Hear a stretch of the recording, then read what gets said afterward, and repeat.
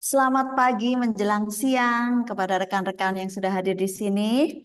Saya akan mencoba memaparkan tentang tema kesehatan planetari.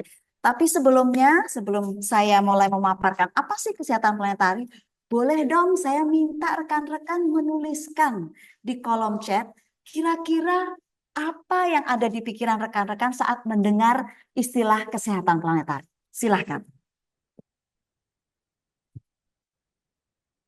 Apa kira-kira ya kesehatan planetari ini? Kepikiran orang utan karena langsung lihat gambar orang utan ya. Situasi sehat bumi. Oke. Ayo. Apalagi kira-kira kesehatan planetari. Menjaga pelestarian ekosistem supaya hewan, tumbuhan, dan manusia sama-sama sehat. Wah, mantap sekali. Keberlangsungan lingkungan hidup yang berkelanjutan. Luar biasa. Kondisi kelestarian ekosistem di bumi, planet bumi yang sehat. Oke. Ada lagi? Ada dua kata ini, kesehatan planetari. Oke, baik. Terima kasih rekan-rekan semuanya. Semuanya benar karena sebetulnya mengarah pada satu kunci yang sama. Oke, baik. Jadi pada kesempatan kali ini saya akan memaparkan sedikit tentang ASRI Planetary Health in Action atau ASRI sebagai model kesehatan planetari. Oke. Nah, sebelum lebih jauh kita berbicara tentang kesehatan planetari, saya ingin memaparkan data ini. Jadi ini saya ambil dari The Lancet tentang beberapa fakta yang terjadi. Yang pertama tentang life expectancy atau harapan hidup. Jadi dari tahun 1950 ke 2000 ternyata harapan hidup manusia itu semakin meningkat. Dari sebelumnya yang manusia mungkin di tahun 1950 manusia hanya bisa bertahan hidup pada usia sekitar 50-an, tapi sampai tahun 2000 usia manusia semakin panjang. Jadi bisa sampai mencapai 70 tahun. Kemudian yang kedua tentang kemiskinan. Jadi data menyatakan bahwa dari tahun 1950 sampai 2000 tingkat kemiskinan menurun. Ya, jadi mungkin yang dulunya uh, hanya biasa menggunakan kipas, menggunakan tangan, akhirnya bisa membeli kipas angin, sampai bisa membeli AC dan AC pun ada bermacam-macam. Jadi tingkat kemiskinannya menurun. Kemudian fakta yang ketiga tentang child mortality atau kematian anak. Dari tahun 1950 ke 2000 ternyata tingkat kematian anak ini menurun. Mungkin karena memang sudah ada banyaknya pelayanan dan fasilitas kesehatan yang cukup baik, bahkan juga mungkin yang dulunya kelahiran yang biasanya dilakukan di rumah, kemudian didorong agar melakukan kelahiran di rumah sakit yang ditangani oleh dokter sehingga tingkat kematian anak menurun. Nah, ada juga fakta yang terjadi di sisi yang lain. Yang pertama, tentang emisi karbon dioksida. Ternyata dari tahun 1800 hingga 2000, pelepasan karbon dioksida ini semakin meningkat. Sedangkan kita tahu sendiri bahwa pelepasan karbon dioksida itu juga disebabkan karena adanya penggunaan bahan bakar fosil ya. Jadi dengan aktivitas manusia yang ada di dunia, akhirnya banyak sekali emisi karbon dioksida ini yang terjadi sehingga menyebabkan banyaknya karbon dioksida yang meningkat di muka bumi ini. Yang kedua adalah ocean acidification atau pengasaman laut.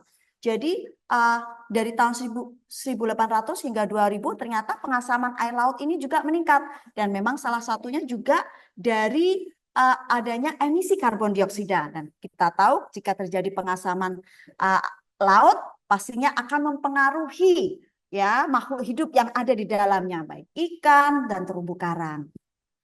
Kemudian energy use atau penggunaan energi. Ini juga semakin meningkat dari tahun 1800 ke 2000.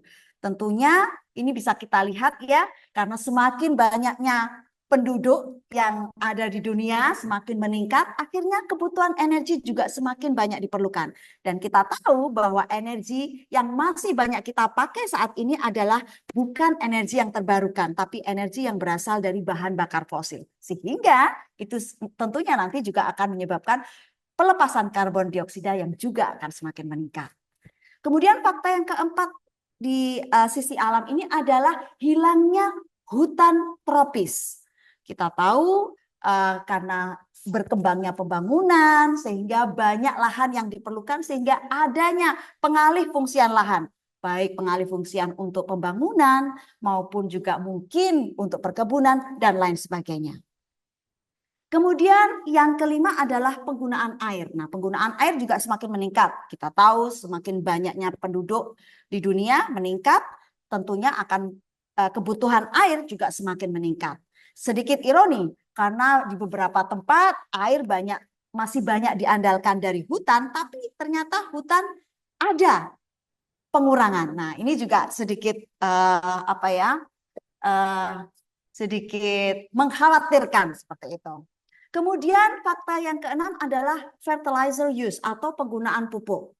Karena sekali lagi karena jumlah penduduk yang semakin meningkat, kemudian permintaan akan bahan pangan pastinya juga akan meningkat sehingga produksi pupuk pun akan meningkat. Nah, seperti kita ketahui sekarang sudah banyak pupuk-pupuk yang diproduksi dan itu adalah pupuk-pupuk yang bukan pupuk organik lah seperti itu ya, jadi pupuk kimia banyak.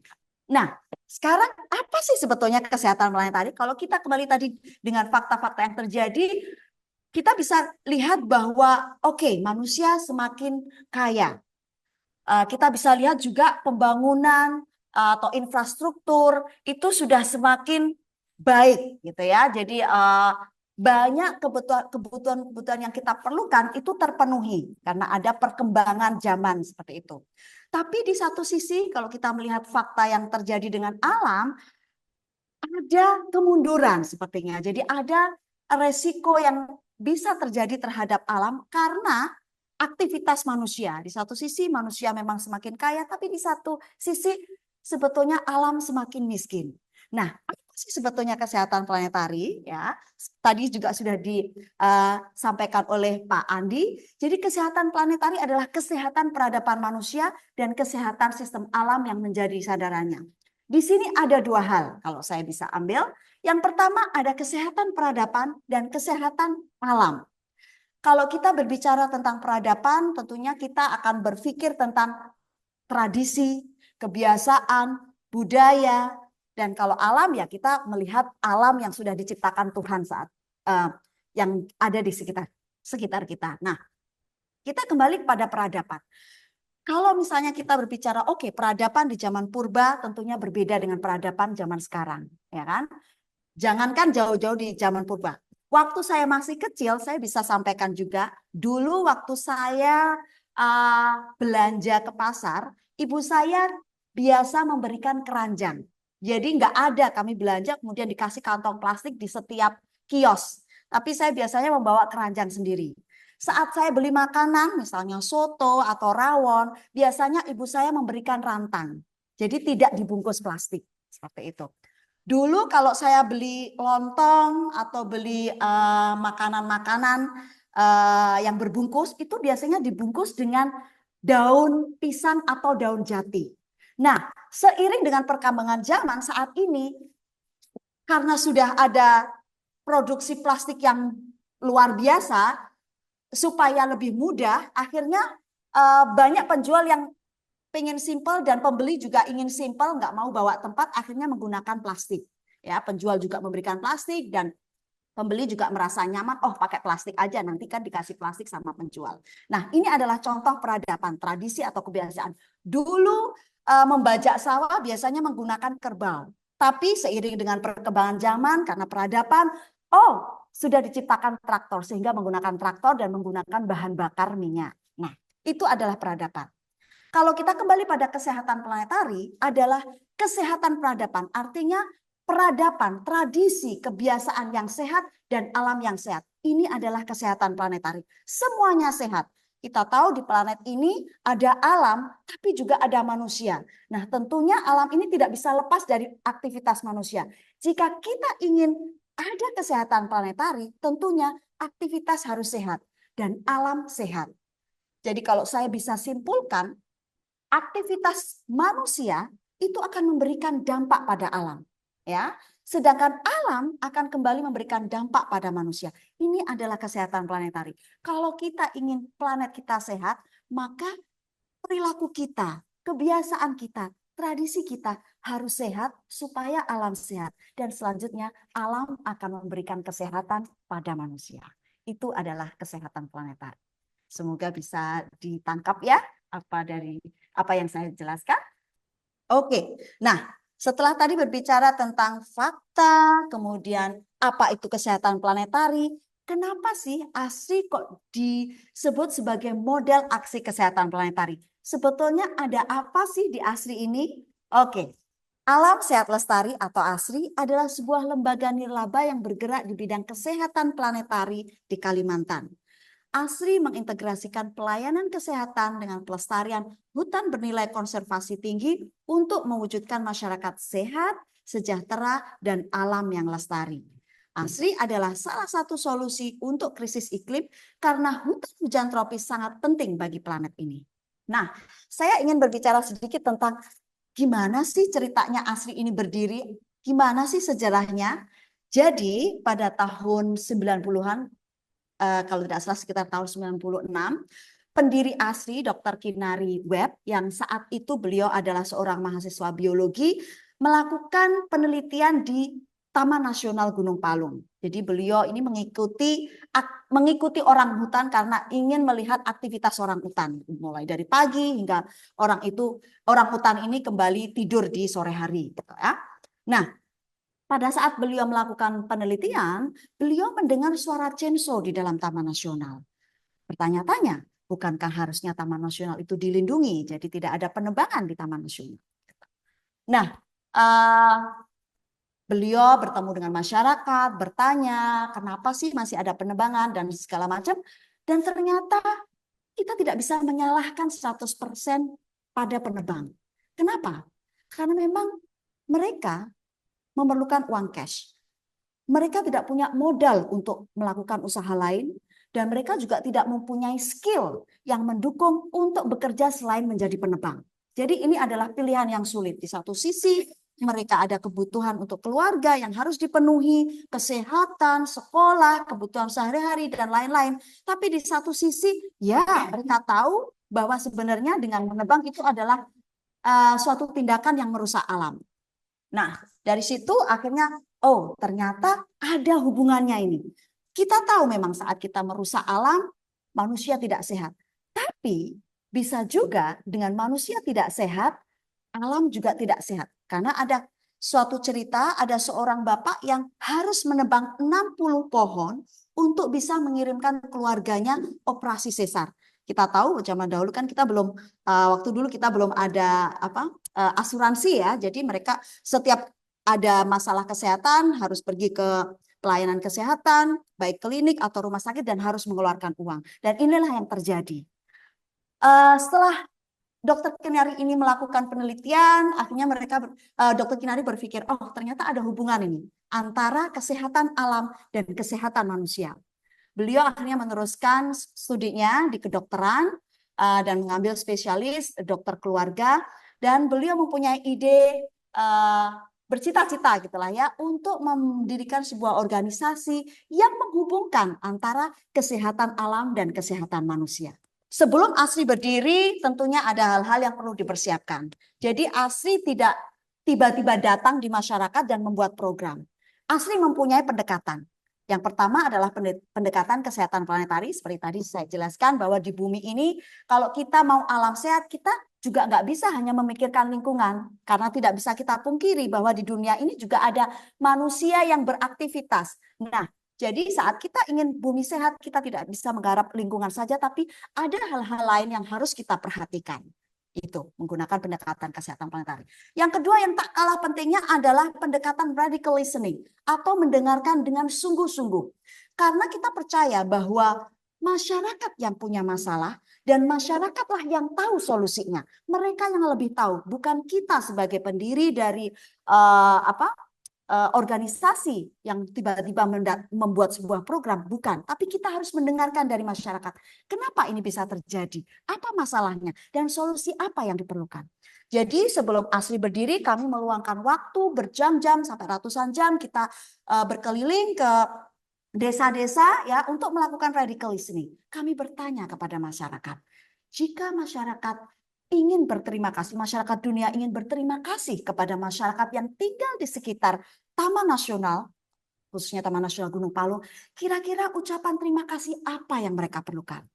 Mereka menyampaikan beberapa hal dan 2 di antaranya mereka menyebutkan pelayanan kesehatan yang murah dan terjangkau serta berkualitas dan pelatihan pertanian yang berkelanjutan. Oke, sehingga lanjut berdirilah ASRI. Nah, di tahun 2007 dimulai di daerah Sukadana, Kabupaten Kayong Utara di Kalimantan Barat. ASRI bekerja sama bersama masyarakat di sekitar Taman Nasional Gunung Palung dan tentunya dengan juga para stakeholders, dengan pemerintah dan pemangku kepentingan yang lain, kita bekerja sama untuk mewujudkan masyarakat yang sehat, sejahtera, dan alamnya yang lestari. Jadi ada 3 hal ya, masyarakatnya sehat, tapi juga sejahtera, tapi juga tetap menjaga alam yang lestari. Nah, pada tahun 2018 kita juga sudah sempat replikasi, itu juga masih di Kalimantan Barat, tapi di sekitaran Taman Nasional Bukit Baka Bukit Raya. Dan harapannya ke depannya, ini ada rencana, selanjutnya kita juga akan mereplikasi di Papua dan juga beberapa daerah di Indonesia, di sekitaran Taman Nasional yang lain di Indonesia. Ini program besar ASRI, ada kesehatan dan ada konservasi. Kita mulai dulu dari program kesehatan, silakan. Oke, di program kesehatan kita memiliki klinik. Jadi klinik ini di gambar ini adalah klinik yang ada di Sukadana di Kabupaten Kayong Utara yang berdiri sejak tahun 2007 dan tentunya klinik ini adalah hasil dari radical listening tadi karena kami bertanya pada masyarakat, mereka memerlukan pelayanan kesehatan yang murah, terjangkau dan berkualitas. Nah, hingga saat ini dari 2007 kami sudah melayani sekitar 45.060 pasien. Ada apa saja di klinik atau pelayanan apa saja yang diberikan oleh klinik ASRI? Kami melayani poli umum, poli KB dan kesehatan ibu anak, poli gigi, pengobatan keliling. Jadi kami juga melakukan pengobatan keliling di daerah sekitar Taman Nasional Gunung Palung, khususnya yang berbatasan langsung dengan Taman Nasional Gunung Palung, karena daerah tersebut cukup jauh dengan akses pelayanan kesehatan, sehingga kami tim medis berangkat ke sana untuk melakukan pengobatan di desa tersebut atau dusun. Kemudian ada TB DOTS ya. Jadi DOTS ini adalah pengawas menelan obat ya untuk penderita TBC. Jadi kami juga meng-hire ya memperkerjakan masyarakat untuk bekerja part-time sebagai pengawas menelan obat untuk pasien TB yang ada di desa-desa di sekitar Taman Nasional Gunung Palung. Kami juga ada penyuluhan kesehatan, pembagian kacamata, dan pelayanan rumah atau home care. Jadi boleh jika ada pasien yang menghubungi kami untuk menerima pelayanan atau perawatan gitu ya di rumah, tim kami bisa datang. Tentunya di batas tertentu ya di daerah yang sekitaran klinik ASRI. Kemudian kami juga ada optik. Nah, ini mungkin yang sedikit berbeda antara pelayanan kesehatan di ASRI dengan pelayanan kesehatan yang lain, yaitu kita memberikan pelayanan kesehatan yang berbasis konservasi dengan cara memberikan diskon kepada masyarakat yang ada di sekitar Taman Nasional Gunung Palung. Kami juga ada BPJS, tapi kami juga melayani pasien yang BPJS-nya tidak di ASRI dan memilih ASRI sebagai pelayanan kesehatan bagi pasien tersebut. Diskonnya seperti apa? Jadi kita ada memberikan diskon hingga 70% dengan melihat indikator-indikator yang ada di Taman Nasional Gunung Palung. Ada indikator yang kita lihat. Yang pertama, ada tidak kebun dalam Taman Nasional? Ada tidak ladang dalam Taman Nasional? Ada tidak perkebunan sawit dalam Taman Nasional? Ada tidak logger yang pergi ke Taman Nasional untuk menebang kayu? Ada tidak TPK atau tempat penumpukan kayu yang kayunya dari Taman Nasional?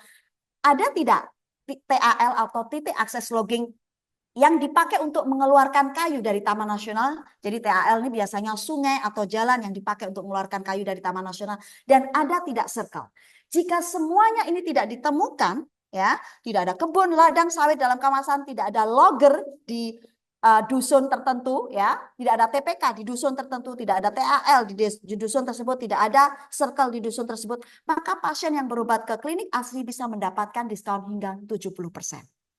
Kemudian kalau warna kuning itu berarti masih ada indikatornya. Jadi ada indikator sampai 5 itu artinya kuning.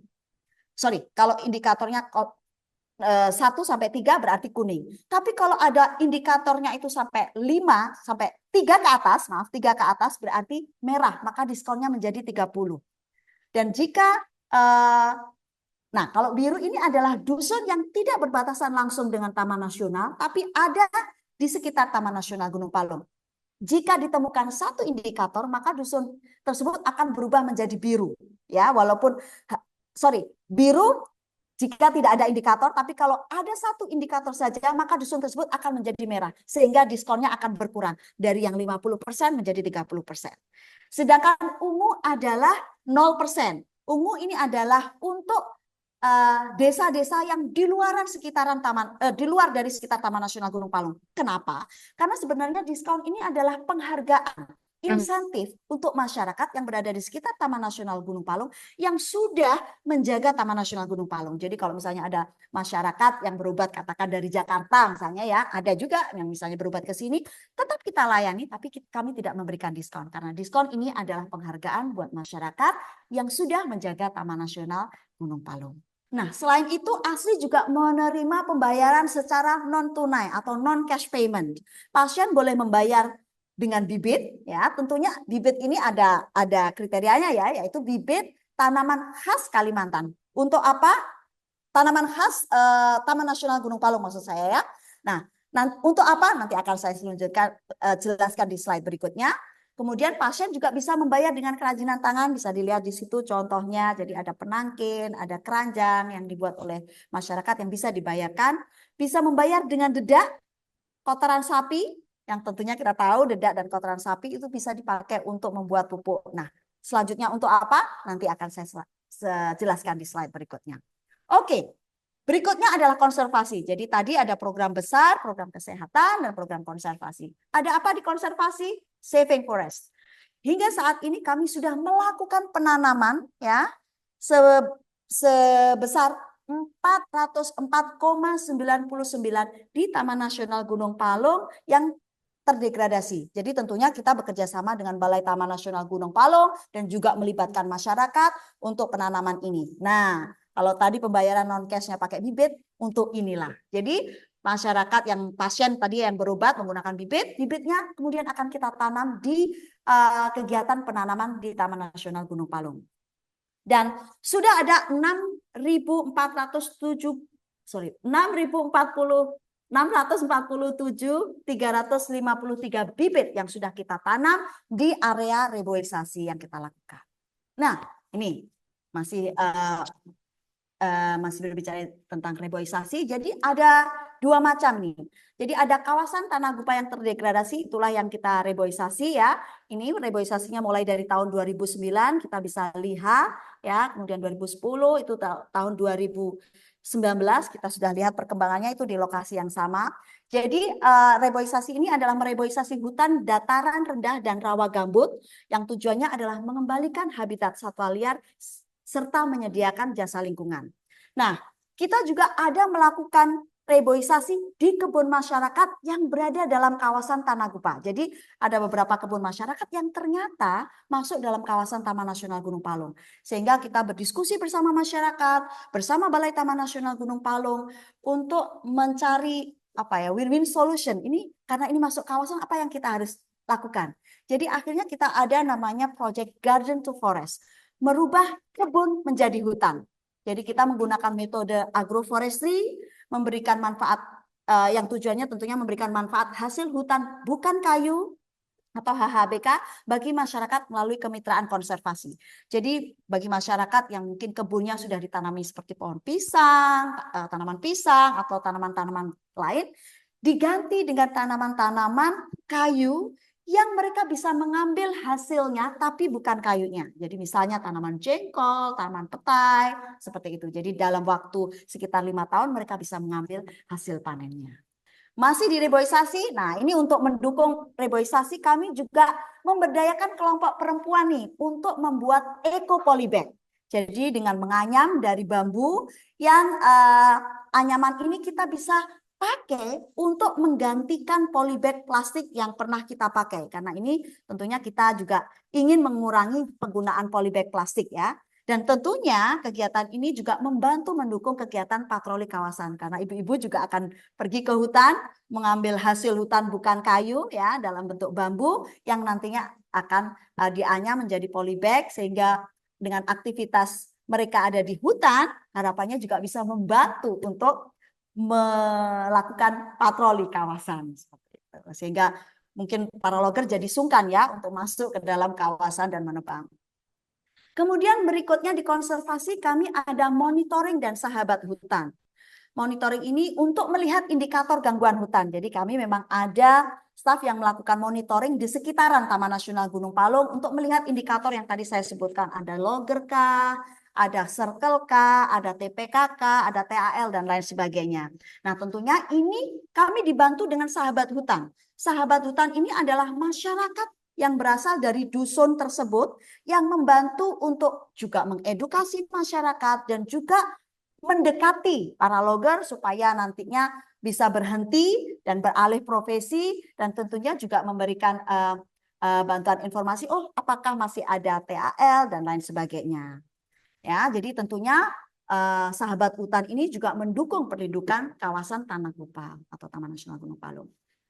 Sampai saat ini kita sudah ada 55 sahut ya, baik dari dusun yang berbatasan langsung maupun tidak berbatasan langsung dengan Taman Nasional Gunung Palung. Dan para sahut ini juga menyediakan bibit. Jadi mereka juga membibitkan yang nanti juga kami ganti dengan uang cash, yang nanti bibit-bibit ini juga akan membantu di kegiatan reboisasi kami. Oke, nah selanjutnya ada pertanian berkelanjutan. Ini juga salah satu yang disampaikan saat radical listening, karena mereka ingin ada pelatihan pertanian yang berkelanjutan, sehingga kami memberikan pelatihan pertanian organik, dan sampai saat ini kami sudah membina sekitar 17 kelompok tani. Oke, berikutnya adalah chainsaw buyback. Ini juga salah satu kegiatan yang sangat menarik. Jadi tukar chainsaw. Jadi yang kami lakukan juga adalah memberikan mendekati para logger supaya mereka beralih profesi. Kami juga melakukan survei tentang survei 5 tahunan ya. Ada beberapa logger yang pernah kami interview atau kami wawancara, hampir semuanya atau mungkin semuanya ya itu mengatakan bahwa tidak ada sebetulnya mereka yang ingin menjadi seorang logger gitu ya, karena banyak resiko.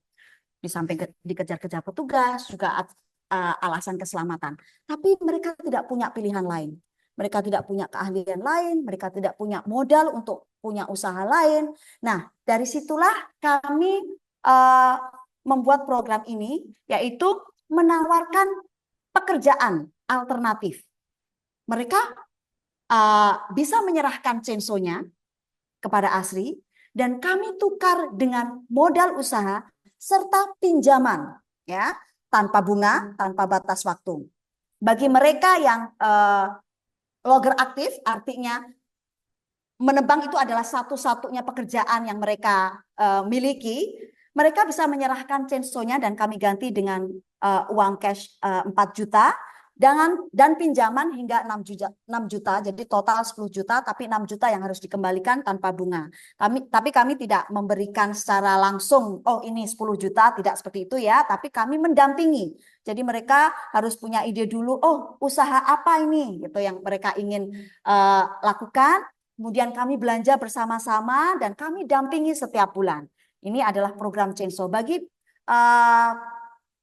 penebang pasif, artinya mereka punya pekerjaan lain ya, tapi mereka masih punya chainsaw ini, dan ada kemungkinan nih chainsaw bisa disewakan ke orang lain. Nah itu mereka juga bisa menyerahkan chainsaw-nya dan kami ganti dengan uang cash sebesar 3 juta. Nah sampai saat ini dari tahun 2017 sudah ada 311 chainsaw yang telah ditukarkan ke ASRI, dan kami juga mewawancarai logger ini ya, jadi mantan logger ini kami mewawancarai. Jadi kira-kira rata-rata dalam setiap minggu itu mereka melakukan penebangan sebanyak berapa pohon dengan diameter pohon berapa besar seperti itu.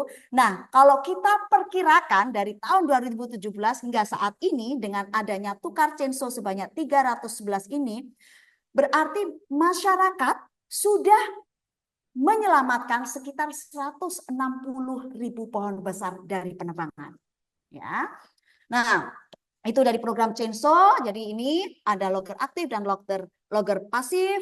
Kemudian dari 20% mantan logger telah menyelesaikan pinjaman, 80% masih dalam proses pengembalian pinjaman, 98% dari logger ini tidak lagi menjadi seorang logger. Jadi hanya 2% saja yang kembali, tapi 98-nya masih tetap dengan bisnis usaha atau beralih bisnis usaha lain, tapi tidak kembali menjadi seorang logger. Kambing untuk janda. Nah, kira-kira kenapa ada program kambing untuk janda ya? Kenapa bukan duda ya? Ya, jadi sejak tahun 2009, ASRI telah mendampingi sekitar 262 janda dengan membagikan total sekitar 372 ekor kambing. Kenapa ada program kambing untuk janda? Ya, karena kita tahu bahwa janda yang ditinggalkan suaminya itu salah satu orang yang sangat rentan lah ya, khususnya dalam perekonomian, karena biasanya dalam keluarga itu seorang laki-laki yang bekerja tapi ini ditinggal oleh laki-laki sehingga perekonomiannya perlu untuk dibantu. Nah, harapannya dengan ada bantuan seperti ini ya, kambing yang diberikan bisa diternakkan. Kemudian jadi ada aturannya. Nanti kambing bisa diternakkan setelah ada anaknya, anak kambing satu anak kambing wajib diserahkan ke ASRI untuk digulirkan ke janda yang lain. Sedangkan kambing yang lain, anak-anak kambing yang lain yang sudah diternakkan dari hasilnya itu terserah mau diapakan. Boleh dijual, boleh dipelihara, dengan harapan ini bisa meningkatkan perekonomian janda sehingga tidak ada dari anggota keluarga si janda ini yang akhirnya bekerja ke hutan menebang pohon. Jadi itu tujuannya. Nah, di program konservasi juga ada pendidikan kesehatan planetari. Ini kebetulan saya sendiri yang bekerja di tim pendidikan ya. Kita ada beberapa kegiatan di program pendidikan kesehatan planetari ini. Di antaranya adalah ada ASRI Kids. Ini adalah pendidikan kesehatan planetari untuk anak-anak sekolah dasar. Jadi kita merasa penting sekali juga mulai memberikan peningkatan kesadaran akan pentingnya menjaga alam, karena kesehatan alam itu juga akan memberikan kesehatan kepada kita. Jadi ada hubungan antara kesehatan alam dan kesehatan manusia. Jadi kami memberikan kegiatan ASRI Kids di sekolah-sekolah yang ada di sekitaran Taman Nasional Gunung Palung. Kemudian ASRI Teens ini targetnya adalah anak-anak remaja, ada anak SMP dan SMA sama tentang pendidikan kesehatan planetari. Selain itu kita juga memberikan pelatihan kepada guru dan siswa. Ya, kalau guru kita lebih memberikan pelatihan tentang bagaimana sih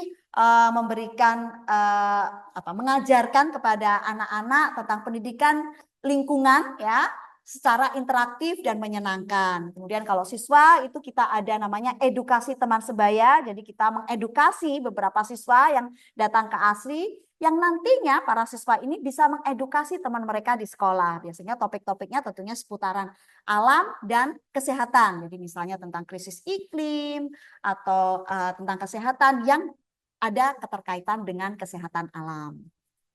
Kemudian kita juga ada PH Camp atau Planetary Health Camp. Ini kita biasanya mengundang anak-anak muda untuk camp bersama dan di situ mereka mendapatkan materi tentang hubungan antara kesehatan alam dan kesehatan manusia.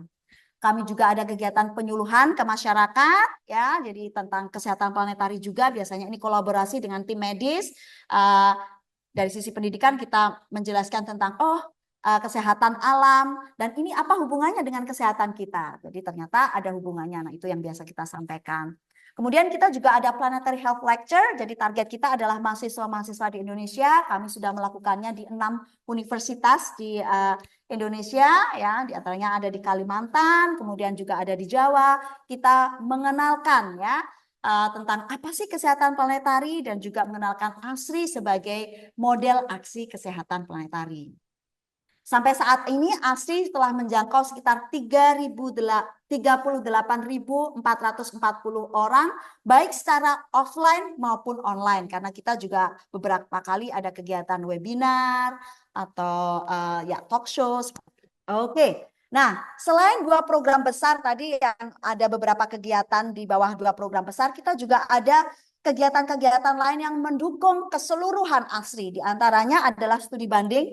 Jadi biasa kita menerima para mahasiswa baik nasional maupun internasional ataupun profesional untuk datang ke ASRI, melihat ASRI, belajar tentang konsep kesehatan planetari dan melihat ASRI sebagai model aksi kesehatan planetari.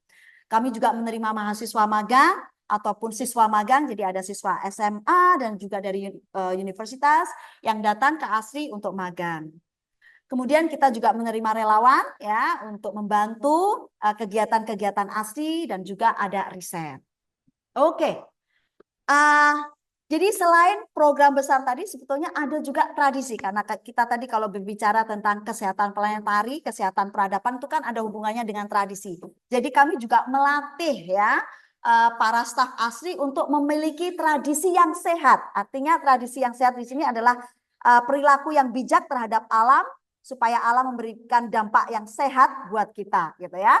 Di antaranya adalah ini adalah gedung ASRI ya. Jadi di belakang itu sudah Taman Nasional Gunung Palung.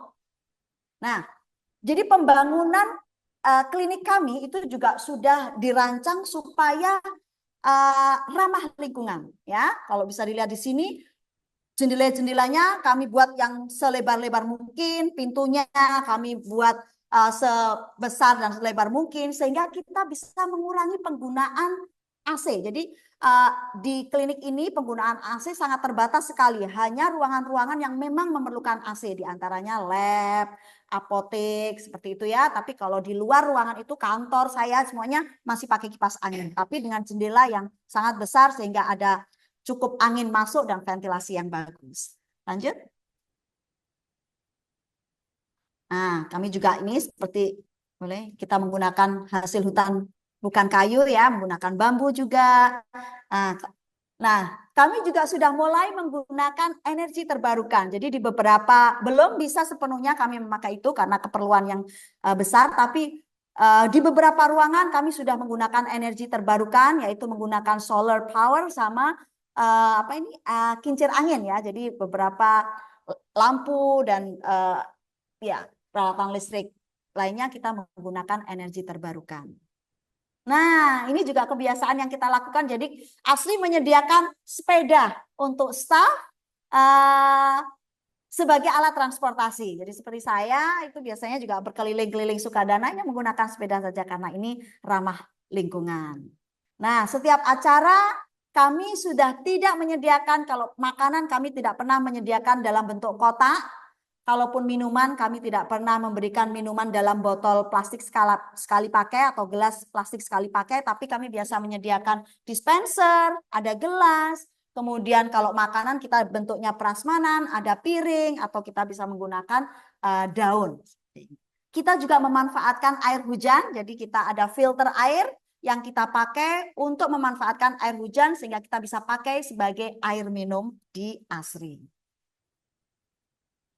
Oke, saving forest, saving lives. Saya ingin mengulang sedikit bahwa kesehatan planetari adalah kesehatan peradaban dan kesehatan alam. Jika kita ingin planet ini sehat, ya semuanya harus sehat. Kita tidak bisa hanya memikirkan alam saja, bagaimana ini harus dijaga, tapi ingat ada manusia, sehingga kita perlu memperhatikan juga si manusianya ini dengan aktivitas-aktivitas yang bijak. Makanya kita memiliki program yang tadi ada Censo, ada ekonomi, ya secara ekonomi, kemudian ada pendidikan, tapi juga ada program untuk lingkungan. Jadi kita ingin menggarap dari berbagai aspek. Itulah ASRI Saving Forest, Saving Lives.